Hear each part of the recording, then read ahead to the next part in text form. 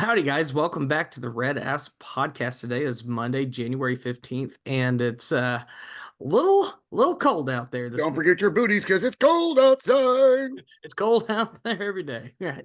And well, thank God it's not February 2nd because it would be Groundhog Day. I didn't want to go down What that is road. this, Miami Beach? Still one of the absolute classic movies of all time, by the way. Oh, well, phenomenal movie if you've never seen it. But that's always fun. That's a great movie. I can't imagine anyone that listens to this hasn't seen Groundhog Day. Surely not at this point, but Except for maybe Jonna, because she hasn't seen like a million movies. But oh yeah, come on, John, get on the train. Well, I'm Rob White, fighting Texas A class of 14. And I am Roy May, fighting Texas Aggie class 2015. So we are here and we're very excited. And it was playoff weekend. We had sports going on. I had shows going on. It was just a nice full weekend and all in anticipation for what today and tomorrow was going to bring as far as the weather. So just that anticipation building through those last several days. And now we're here. So, well, I mean, in Texas, it's, you have the anticipation of maybe it'll snow because we don't get it very often. But then the flip side of that is everybody's crossing their fingers going, man, I hope ERCOT can hold on. yeah.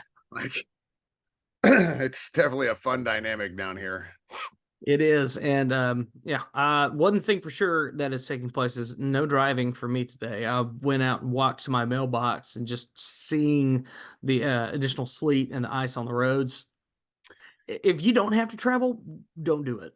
Yeah. My wife, Megan, went to work.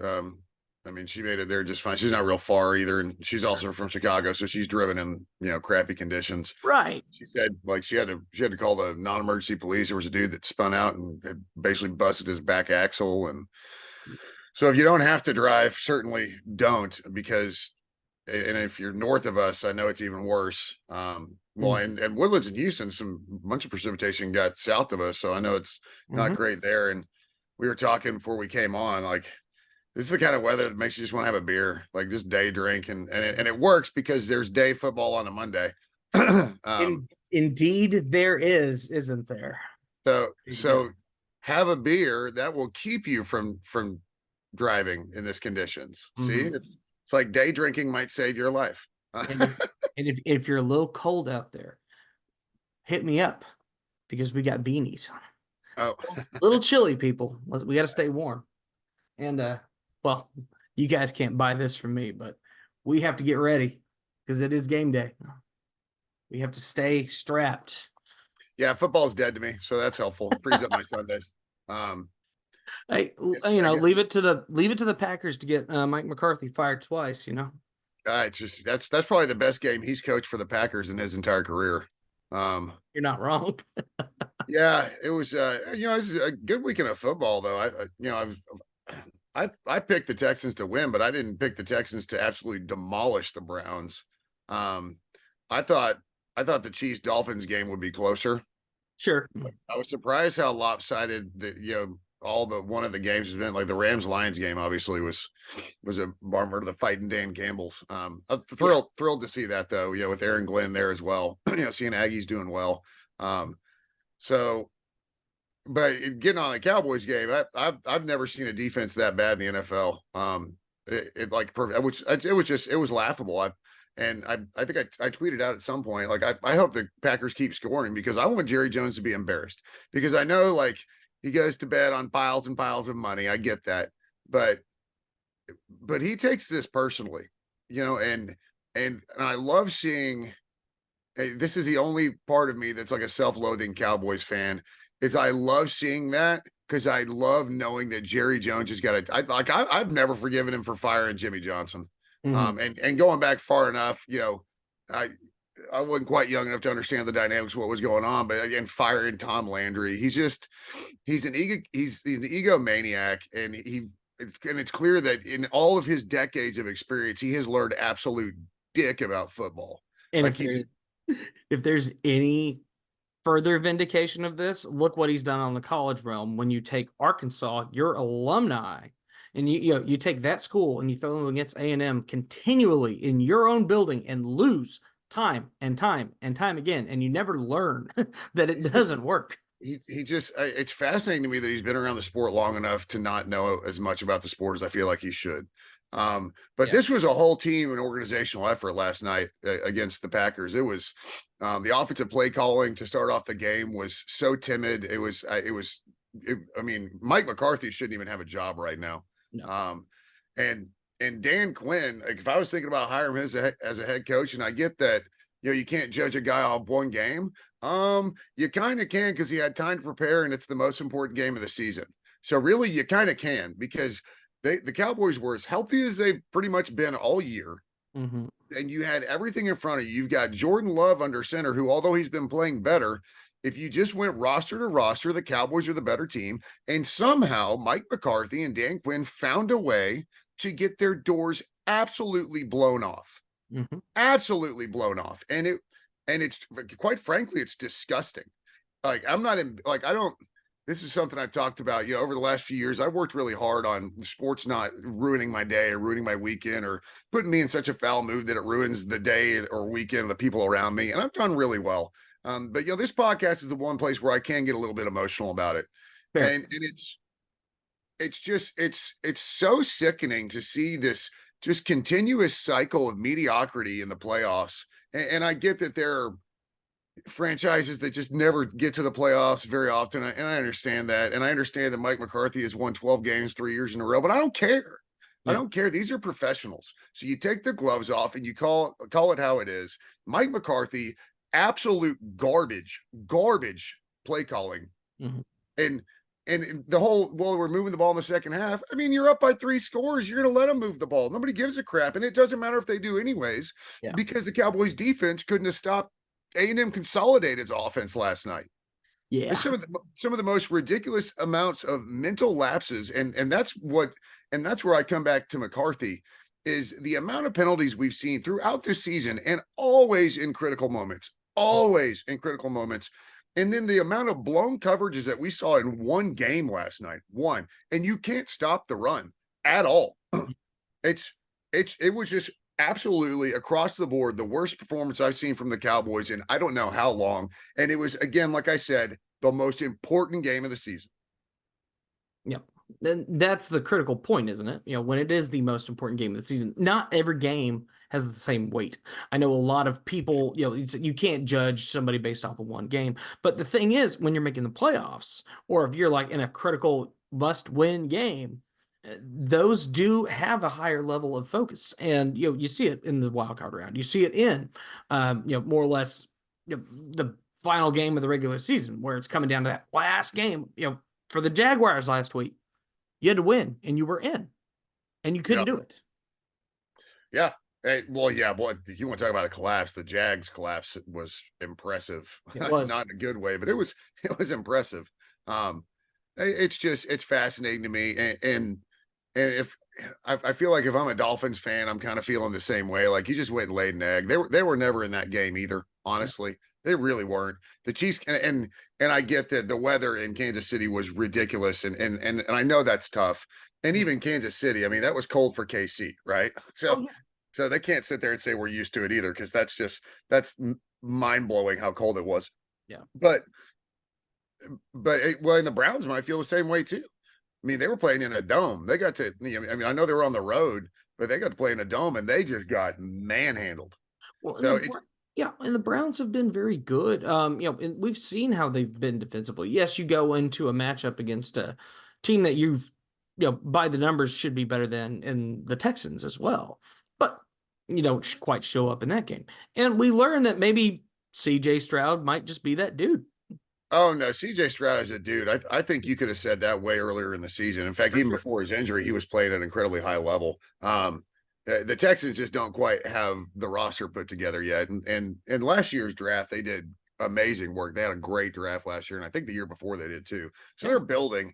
But it's the NFL, it's a quarterback league, right? It is. And I think they've got their guy, and you can build the rest of the roster once you have your guy. I think you're seeing the same thing with the Packers. It looks like they got their guy. Mm-hmm. So now they've just got to build out that roster, because I get that they blew the doors off the Cowboys, but the Packers are not getting to the Super Bowl this year, right? They're, in my opinion, probably not. I mean, I'm really I mean, NFC, I think it obviously comes down to at this point for me, it's going to be San Francisco or the Lions. I think those are your two best options. Hey, if it's Lions, it's on grit. If it's Niners, it's because they're the class of the NFC. Yeah, talent. Yeah, the AFC, I think it's Baltimore just running away with it. They're so good. They are. So it's Niners Ravens for me. Has been for a couple of weeks to be honest. But they got their guy. So then your question is, you look at the Cowboys, right? I'm sorry, I'm turning this into like a Cowboys podcast. But don't worry if you don't like the Cowboys. I'm hating on them plenty for you. You look at the roster that the Cowboys have, and on both sides of the ball, and it's phenomenal talent. It really is. And in every spot you look, it's phenomenal talent. It's a quarterback league, so why are we not getting over the hump? Is it the quarterback? Is it time to trade Dak? Is it time to get rid of him? Because that's the question. Is he? I mean, he completely spazzed out last night. He played like absolute doo doo. But I mean, look at the receivers you have. You've got a great receiver room. Your running backs. I love Pollard. I love Dowdle. He's come on this year. I think he's fantastic. You look at the defensive line. I mean, Micah Parsons is a perennial All Pro. Yeah. In the secondary, you've got fantastic dudes in the secondary that all played like doo doo. The only spot really in the roster on either side of the ball that I think is really weak for the Cowboys is linebacker. Because they kept thinking that Van Der Esch could stay healthy, and he just can't. And even when he's healthy, I still don't think he's that good of a linebacker. So you got but you really have everything in place. And I know that linebacker stuff goes back to not stopping the run, right? But you've got everything in place. And so what's not getting you over the hump? Yeah. Is it Dak? Is it Mike McCarthy? Is it a little bit of both? Is it a lot of both? Is it both? Is it further above? Well, but the problem is you can't change that, right? No. We know that's not going to change. And I think, and right now, if you look at the coaching market, like if you're going to pull the trigger, you do it this year and not next year because of the coaches that are on or potentially on the market.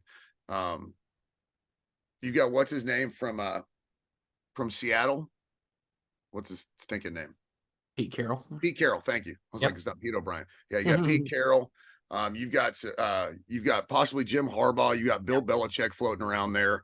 And quite frankly, and this is why people hate the Cowboys so much, but this is the truth. You're the Cowboys. And so you really can go out and maybe get a coach that wasn't thinking about going anywhere. You can get a coach that's doing well and entrenched. So, that's just the fact of it. It's like the Yankees. All right. It's like Yankees, Real Madrid or Manchester United. Yep. If you want to get somebody, you're a premier place to coach. The only problem is Cowboys remind me a lot of Texas in the sense that coaching the Cowboys isn't just coaching football. It's dealing with a lot of outside crap. It is. And unfortunately with the Cowboys, that's an owner, quite frankly. Like he's just holding the Cowboys back. I mean, like how often do we go into watching games across the board and they take so much screen time to focus on the owner of a team? You don't see that with any other team except for the Dallas Cowboys. It's a weird little thing that takes place. I don't understand it. Yeah, all the others, like they'll show the owner when they're winning. They're like, yeah, he's really built a great franchise, and they just click to the owner's box once. But Cowboys games, you see Jerry's face like 3 or 4 times. Yeah, all the time. I mean, it's borderline, getting upwards of like Taylor Swift levels of focus a lot of the time on the games. And that's, once again, no issue towards Taylor Swift. But it's so insane to me how often that we have to cut away to that. Like, because people know who the guy is. And it's such an incredible problem that it constantly has to keep coming up. Yeah, that's enough.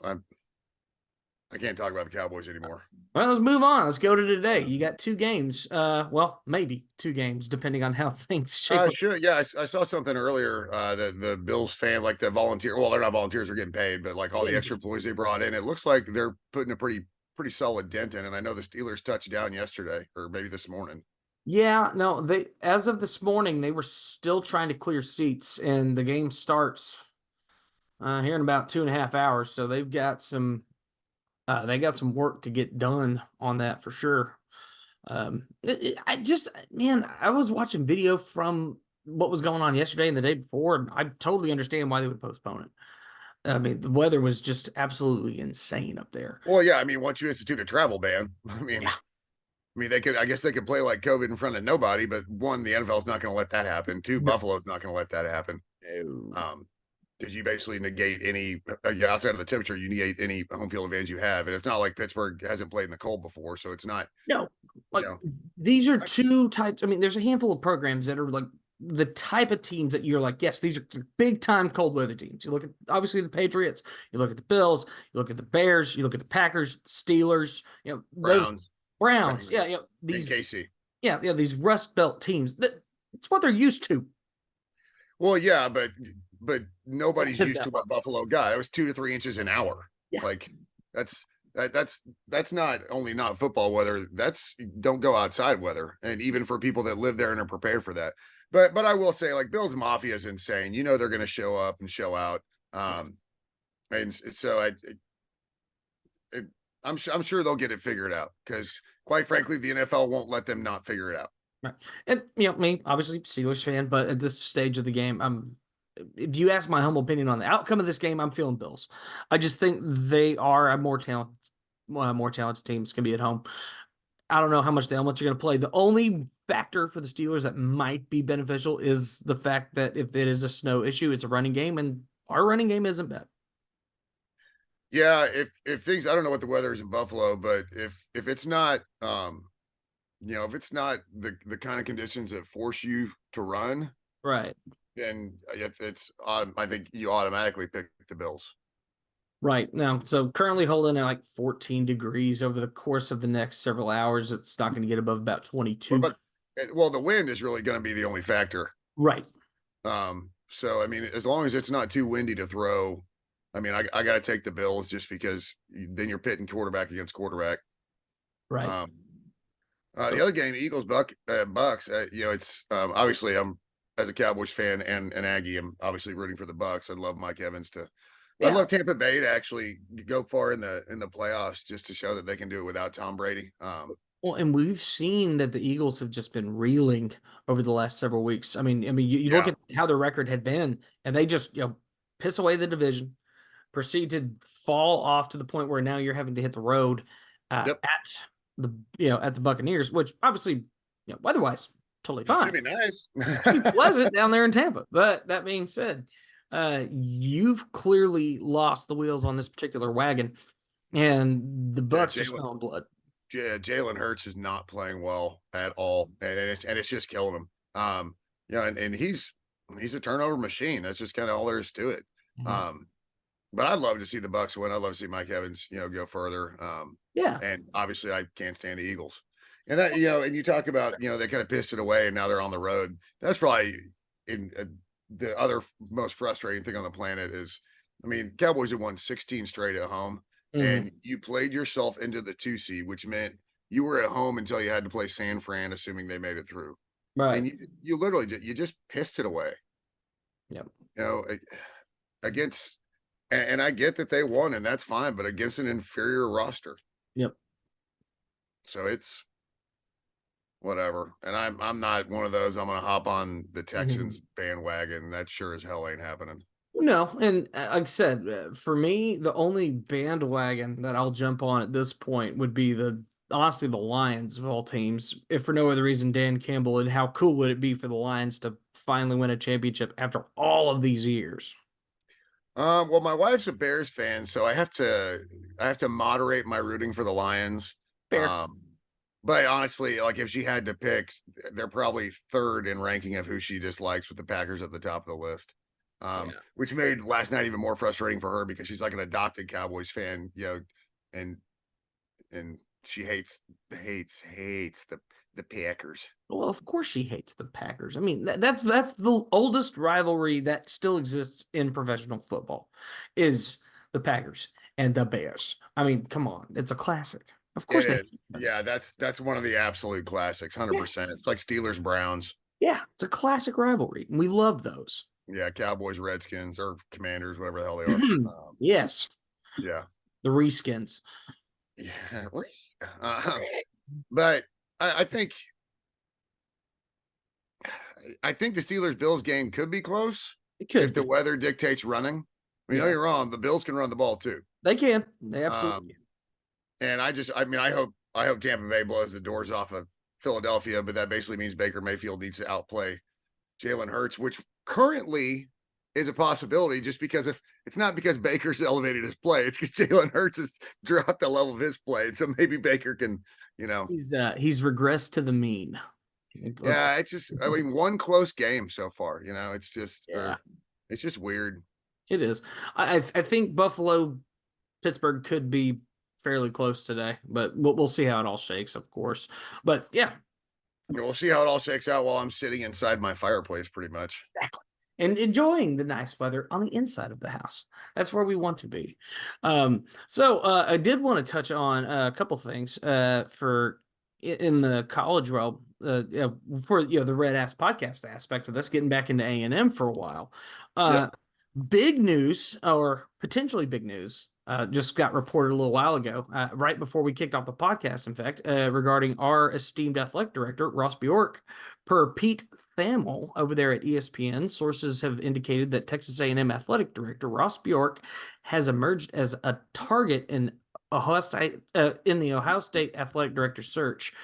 Search is expected to be finalized in the upcoming days. So,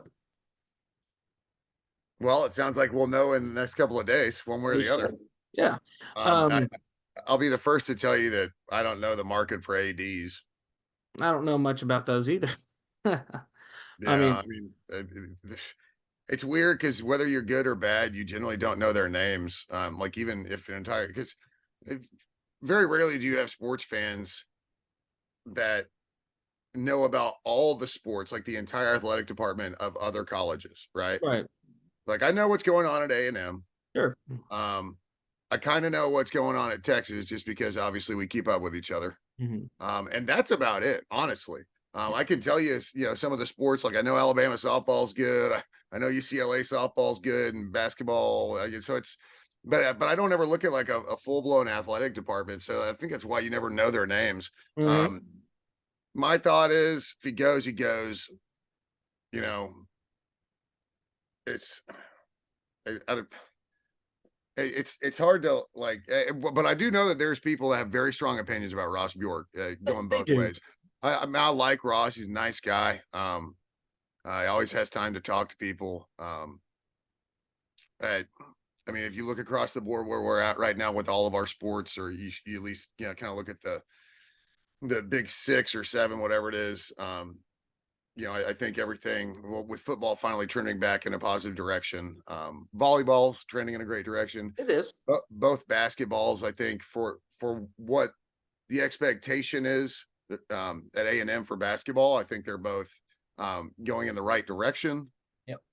Baseball and softball, baseball is obviously already at the right direction. They are.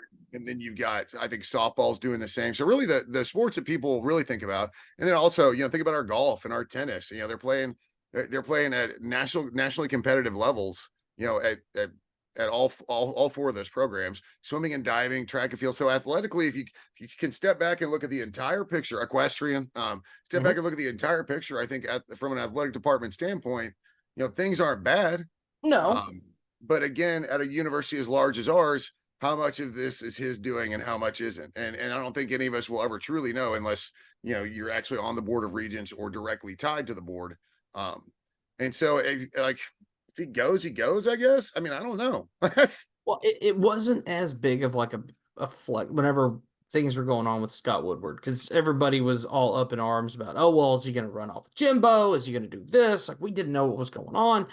Frankly, with Ross, I feel like he's done a decent job from what I've seen.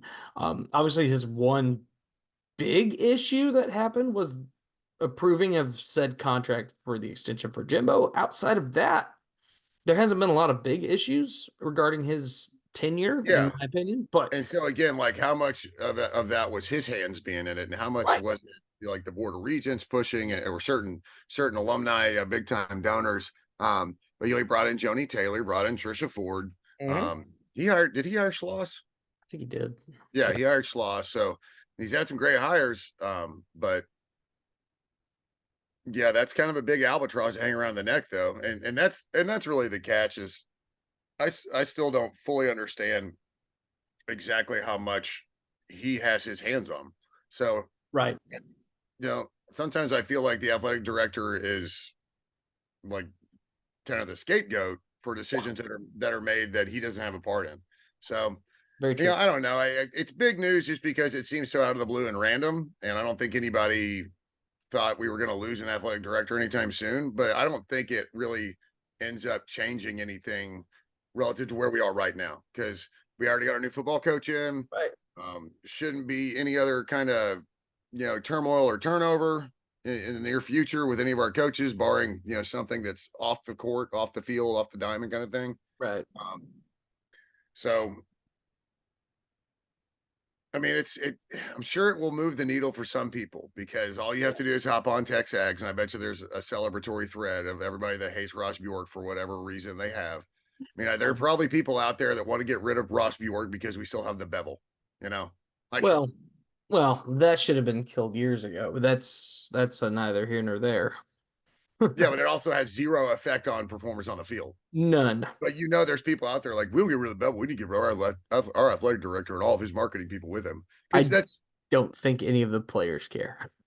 no, they do not. They do not care one iota. No. As neat as it would be, but they don't care. Fans worry about some weird things, man. We do. And I mean that's why their fan is short for fanatic. There's a reason for that. Yeah, hold on. See, I pull out the premium board right quick, and the first two threads are both Ross Bjork threads. Well, of course they are. Of course they are. Why wouldn't they be? And then 5 threads down, somebody asks the question, Saban as athletic director? Let's actually stay in the realm of RedAss for a minute. I need the weather to get better. I need the roads to clear. I need all these people to go to work, man. Get them out of the house because when people are day drinking at the house and have access to the premium board, what are they going to do? They're going to sit there and spew nothing. I won't even go on the zoo. Nope. Yeah, I'm gonna lay off the zoo for a little bit. I think that's a safe bet. Now, basketball, though. Speaking of basketball, good on the men for taking care of Kentucky the other day, and good on the women for taking care of Tennessee. Right? Yeah. I was tracking that score yesterday because I was having to work yesterday, but what a just can't put I can't put my finger on this men's basketball team. An embarrassing loss to LSU, a really hard fought game at Auburn, which I mean you can't be embarrassed about. Auburn's ranked. Then you come home, you got the number 6 team in the country coming in, and honestly, you beat them twice. You beat them in regulation too. Were it not for the officials. Yeah. They matched every level of intensity. They matched everything with Kentucky. Who's that's a one and done program. That's how good the kids that go to Kentucky are. And I mean, heroic efforts from Wade Taylor and Boots. But really from everybody. Solo was great. Garcia, not Marble, Henry Coleman. I thought Levesque actually probably played his best game of the year. He seems like he's having a hard time kind of figuring out how he can contribute but I thought he played well. So it was just a full team effort. I wasn't at Reed. I was down in Spring, and then on my way back from Spring. But I mean, Reed sounded loud, but it also sounded like there were a whole lot of Kentucky fans, which is standard. Kentucky fans travel pretty well for basketball. They've always traveled well here. Always traveled well here. And it's the weekend before school starts, so you have students, but you don't necessarily have them all back. I thought it was a great game. Tennessee, I kept my eye on while I was at work, and that just seemed like kind of a wire to wire thing for the ladies. It didn't seem like they were ever uncomfortable. And they just literally just went out and took care of business. And they've equaled their conference win total from last year already. They have, which is impressive. Yeah, so they're playing so well. So I'm really, really looking forward to the trajectory of the program because I'm not going to put the onus on Joni Taylor to get to the Elite Eight or Sweet 16 this year. I think you're overreaching, but right. But I think we have very tangible proof of her progress. And so I'm excited to see that moving forward. I will say this is rather interesting. Just a quick little Sidebar here. I'm looking at the numbers from our Tennessee game. Just fun little useless stat. We scored 18 points in every quarter except for the fourth, where we scored 17. So I mean, we were Consistency. consistent. I love it. Hey, consistency is key, right? So that was good to see. I'm glad to see They're the just ladies playing do. such good ball, and I think, and we talked about this too. You know, I think Billy Kennedy did it, Buzz Williams did it. Um, Gary Blair might have done it way back in the day when he was first taking over, but Mm-hmm. you know, setting up a non-conference slate that allows you to rack up victories, sometimes even when they're not, you know, the kind of victories that are going to help towards your resume, you're Right. learning how to win. Right. You know, and last year was just tough on the program. They had so many injuries, and so they're playing with a Mhm. wildly reduced bench. Your stars were out, um, and it just and even though that they knew all of that, you know, it's still a beating to lose a lot. It just is. It You is. know, it gets you down mentally, and I understand that. Um, but so the non-conference slate and everything that she was able to put together, you know, you're teaching these girls how to win. And so that's when, you know, you get into these conference games and you play opponents that last year would have blown your doors off. Yeah. Um, and you go out and you don't only win, I mean, it's just like a regular day at work the way they played yesterday. Oh yeah, they looked great, and now you've got the opportunity next Sunday, 21st, with South Carolina coming into town, number one, undefeated. That that needs to be a pack read. And I get that, I understand like the tennis for women's games isn't as great, but quite frankly, you know, what Aggies always say is if they'll win, I'll show up. Well, then you need to apply that to the women as well. Well, especially when yeah, this is number one coming into town. If you want to show some serious true support for your Mhm. program, for your brand new coach, and really feel them like with the thought process of yes, I'm in the right place. These people will get behind us. They will Yeah. support us. You need to show up to this game if you are around for it. Yeah, 100%. And South Carolina's not like Kentucky, you know, they're not going to have a massive contingency or contingent you know, coming to the game. So, Especially being that far away too. yeah, unfortunately I got to work, otherwise I'd be at Reed. It's Yeah. man, y'all need to pack Reed next Mhm. week, next weekend, for the women. They're playing well, and they sure could use your support. I'm certainly So, looking forward to reporting on this game next week, assuming we can pull that one out. That'd be awesome. or even just keep it close, because I think, you know, playing what has been basically the perennial number one team in the women's sport for a few years now. Several, yeah, Um, you know, so that, I mean, that program is loaded. they I are. mean, absolutely loaded. So, you know, and with women's basketball not being a more of a one and done kind of thing, Yeah. I mean, you've got depth, I mean, she's got everything there at South Carolina. So, I mean, even if you could, and you don't want to take a moral victory, but man, if you could even keep it close against South Carolina, I think that would speak worlds about where Jody has this program. Yeah, and definitely a confidence boost too. Like, hey, we can hang with these guys. We can play with these guys. We can play with anybody. Go out there and rock like And we know. on the flip side, I mean, if they get their doors blown off, you know, Yeah, it's see number one. some of that mental grit and tenacity, being able to bounce back for the next game. Yeah, You know, that is the number one team in the nation now for years running. yeah, exactly. So, but yeah, no, that's a pack read kind of thing, man. I really hope everybody's able to get out there. But you got some news about your band, right? Yeah, we got some fun things coming up. So, first and foremost, had a good weekend. We had a private gig up in Fort Worth. Um, I- we'll report found some very interesting things in this house. So west side of Fort Worth mansion, yeah, $2.1 million or something ridiculous, like big house. And they were having an event there. In what looked to be, I don't know if it was real. We've speculated. A few people at the party said it was real. I don't know if it gets rented out. Johnny Manziel's Heisman Trophy is in this house. What's that? Johnny Manziel's Heisman Trophy is in this house. I'm Huh. wondering if Johnny is like renting it out. Did he sell it? You would think that he wouldn't, but you don't know.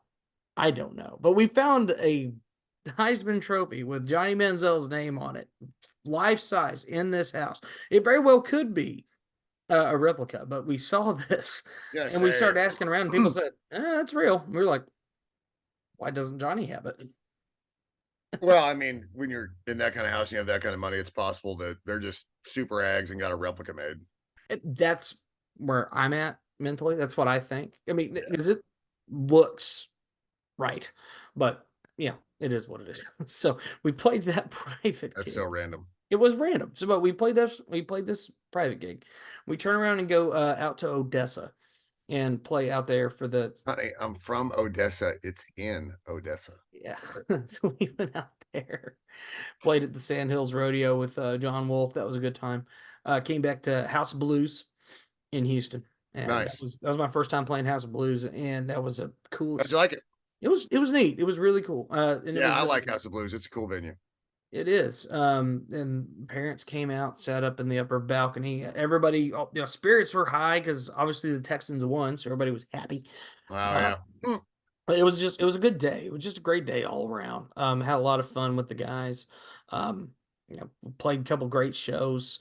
But I'm excited for next week. And so we're going out to San Antonio to play for the San Antonio Rodeo Cook-Off, I believe. So we're going to be the entertainment for that event ahead of the rodeo. And then that Sunday, we're coming back and we're filming for a music video, and that's going to be for our song Marlboros at Midnight, which will be coming out in February. And that's going to be outdoor, real Western, real country. Like we're getting dressed to the nines. Hmm. We're gonna look very much the part. In fact, they're not open today because I double checked because thanks to the snow. But at some point, I'm running over to Catalina Hatters this week because I've discovered something in regards to cowboy hats. So one of the original styles of creases on these cowboy hats is what they call in commonly they call it a Gus crease, and that's because of Lonesome Dove. Gus had Nice. look like that, so people associate that hat crease and they call it a Gus crease. The original name for this crease is called a Carlsbad crease, and me being from Carlsbad, New Mexico, part of me was like, I think for historical precedent, I should get one. So they have those hats over at Catalina. I'm getting one of those for my outfit. Um, and then on top of that, we're looking at potentially doing like a short film that's gonna be kind of Western, like true Western down to like dusters and the whole deal. You So know, I've seen Tombstone approximately 347,000 times. it's a great movie. Um, and I have always wondered if I could pull off the Wyatt Earp, like the flat bill, like big flat bill, full length duster. I used to have a full length duster. I love that thing, like with a Oh, cape and everything. Like every once in a while, like I kind of get a wild hair. I'm like, you know what, man, I should go to like Cavender's or Catalina. Like I need to just do this outfit once. one time, just for good measure. Yeah, I mean, it'll probably cost me like $1,000 for the outfit, but Yeah. yeah. Speaking of cowboy hats, you know, I mean, if you follow me on social media at all, you know, last year I picked up a couple new ones. Oh yeah. When I was there, they have a cowboy, they have a felt, and Yeah. it is like army green. Ooh. I know. I like it's so weird and random, Yeah. and I can't imagine any scenario where I'd wear it. But like I can also imagine literally just wearing it all the time to every scenario and being like, this hat works for everything. Let's Shut say up. that's your hat. Yeah, exactly. Yeah, so that might unfortunately be on my list of unnecessary purchases this year. Hey, fair. I mean, this one, Carson even said the hats that I already had previous would be fine, but I'm like, I need this for this. If I No, want this to yeah. work, I need Oh, this for this. I mean, if it's dude, you're recording something, like Yes. do it right, right? Do it right or don't do it at all. That's correct. That's very, very correct. And so that was one thing I was really excited about was getting set up for that video. Granted, that's coming next week for Marlboros at Midnight and then for that short film later. So very excited to get those going. But yeah, I mean, outside of that, it's just our That's so neat though, getting to film a video. yeah. Like a music So video. we're excited for that. And then this Friday, January 19th, if you haven't already pre-saved it, get ready. Miss Lonely's coming out, our brand new single to kick off the year. Been getting some great response from people just on the videos that we've posted out from the live shows. We've played at every show this past weekend. People are enjoying the song. So you guys, please go check that out. Be sure to look up Carson Jeffrey on anything, it'll pop up. We'll post it out or share it out on this too, though. And we'll share it out on here as well. Yeah, So 100%. feel free. One other thing that I was doing this past week that you'll be proud of me, Kat, speaking of Army Green, I jumped in and had a hankering, and I decided to watch Band of Brothers again. Mm, Gets me yeah, every time. Gets me every single time. it's just so great. I mean, it will go down as literally one of the greatest series ever. It's way up there for me. Yeah. And I hadn't seen it in a few years, and I don't know how I stumbled into it. I went down some YouTube rabbit hole and something popped up where we were watching, it was going back and forth between like Pacific theater and European theater and watching stuff with Midway, and then all of a sudden it shifted and I heard Easy Company and my brain was like double I tell check. you what, the It's Pacific's another good one too. here's the thing. I just finished up the Pacific. They're both on Netflix right now. Really? Yes. Nice. So if you are having a hankering and you want to watch either one of those, Or anybody you want to listening, binge, or you're in a binging mood. Well, this weather's great for this binging weather's TV. phenomenal for binging. Go watch Band of Brothers. In fact, I asked a few people out on Twitter. Somebody threw out they just watched, went back and binged Ted Lasso again, which Oh yeah, absolutely. I think I've watched all the seasons of that like probably 5 or 6 times already. I mean, it's a great series, and the fact that they had just the 3 seasons, call it good. We don't need anything past that. It fits in a nice box. Well, Well, I'll tell you what's weird is like we don't binge shows a ton. yeah, Like we record shows and watch them, but we tried to binge Ted Lasso as best we could, but like I don't have the greatest of patience when a show is ongoing and I'm trying to binge it, you know. right, Um, no, oddly enough, the only thing I've been binging lately is Bob's Burgers, and that's just because it's on not even record, just because it's on TV all the time on like 2 different stations. And right. I one of my favorite cartoon show, like animated shows ever. It's so friggin' hilarious. Oh, Bob's And Burgers is great. this Obviously, and him having the same voice as Archer, it's being like he's the same guy. It's just yeah, it cracks me up. exactly. And if you've seen Archer, another phenomenal TV show. There's so many of them, so many great and Yeah, even Archer's animated. a little more adult. Yeah, I love these animated ones. They're so good. Obviously Archer's up there is so good. Bob's Burgers is great. King of the Hill is great. Futurama is great. King of the We Hill. Yeah. Futurama's underrated. I love Futurama. I will watch Futurama over Simpsons just about every day of the week. I just really enjoyed that show back in the day. It was fun. Yeah, it's pretty good. So yeah, Well, but and uh yeah, I've kind of lost interest in The Simpsons. It's weird because I remember growing up, like it wasn't mandatory viewing, but we always watched The Simpsons growing up. oh sure. Like Sunday evening, The Simpsons came on, we watched it. Well, and if you're a weirdo like me, you like Rick and Morty. You know what? Rick and Morty is honestly one of the better animated TV shows of our It, era, I would say. it took me a while to get into it because I remember like watching the first and second show. I was like, this is really, really funky. It is. But I love it. I absolutely love it. And South Park's timeless. Yeah, and South Park, the beauty of South Park being timeless is because yes, the later episodes become a little less returnable, right? Because all of a sudden you're getting to a point where it's just topical for what's going on during the day. I get it. That's how writing goes. Yeah. You see the same thing with every series. It's just the way it is. But you go back to old school South Park, like the first time that episode when they were allowed to say shit for the first time and they just ran it into the ground because they were like, we can, so let's do it. Well, I think the thing that I enjoy most about South Park is nobody's off limits and nothing is off No, limits. exactly. So I appreciate that in a world where everything is off limits. South Park most decidedly just sticks both middle fingers in the air and says we're going to do this anyways. Because we can. No, what's crazy is my dad. All right, my dad's Yeah. class 66. He's turning 80 this year. Yeah. He thinks South Park is hilarious, Right. and like that, he's not the dude to think South Park is hilarious. No, like my dad won't do it. My dad's Yeah. like, this is stupid. I don't like that. It's like, well, I mean, fair. You know what's funny is like he won't watch it around my mom because my mom would not find it I'm funny sure not. whatsoever. Yes, my 4 little foul mouthed shitheads. Yeah. Oh no, it was it was a good week. It was good to get back on the road. I was very happy for that. Oh, was Almost, that single dropping on Friday? yeah, I'm very excited for the single to drop on Friday. And like I said, you will see that on our socials. But I'll post it out on the RedAss Podcast Instagram as well Yeah. as our Twitter and everywhere else. And you've heard, you know where those are. If you don't know, ask us. We'll be happy to share them. But be sure to follow Roy May 15 on Twitter. Be sure to follow Rob the Slapper on Twitter. And At we Triple R on YouTube for my Rose Real Estate and Ramblings channel. At Triple R on YouTube. Go check those out, please. And I'm on Insta, and I'm really trying I think I don't remember I said this last podcast.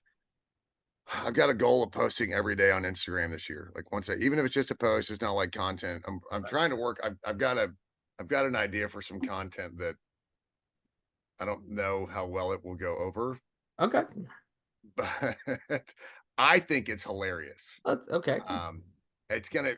I've got kind of an idea for some content to poke fun at my own profession. I think it's okay to be lighthearted and normal about that kind of stuff. Well, especially when you're in it. Yeah. Right. No, look, I'm not gonna make fun of anything. Yeah, like I'm gonna make fun of my profession. That's okay. It's like, you know, we made fun of the army and being in the army when we were in the army because we knew best about how to make fun of it, right? Well, it's the same, same thing with like Marines being stupid. Right. It's like, Marines will make those jokes. Yes. Aggies make Aggie jokes. Blondes make blonde jokes. We get it. Yeah. So I might have a little bit of fun with that this year. I'm kind of working on something. It might be like a weekly feature or maybe even a couple times a week. I don't know. We'll figure it out though. Well, but my hope for you is that you all stay warm and safe in this weather, no matter where you are. Again, please be careful if you got to drive somewhere. Check all the conditions, check the weather, make sure your pets are inside. I didn't even bother covering my bushes out front. I lost half of them last year, so I decided the other half, if they die, that I can pull it all up and I don't know, I'll just pave it and put in a little pickleball court or something in my front yard. Just be done with it. If he dies, he dies. If he dies, he dies. Yeah. No, seriously, I'm letting it go, man. Good luck, guy. But yeah, just please be safe. Pets inside. Be safe moving. Moving around outside. And hopefully you're taking all the precautions that you needed to for your pipes and all that stuff. Absolutely. Get a beanie if you need a beanie. For the love of God, order them online. Check out the links. We've got them. It's all great and good. I am Rob White. This is Roy May. We are the RedAss Podcast. Thank you so much. Have a wonderful rest of your day. Stay warm. Stay dry. Gig 'em. There you go.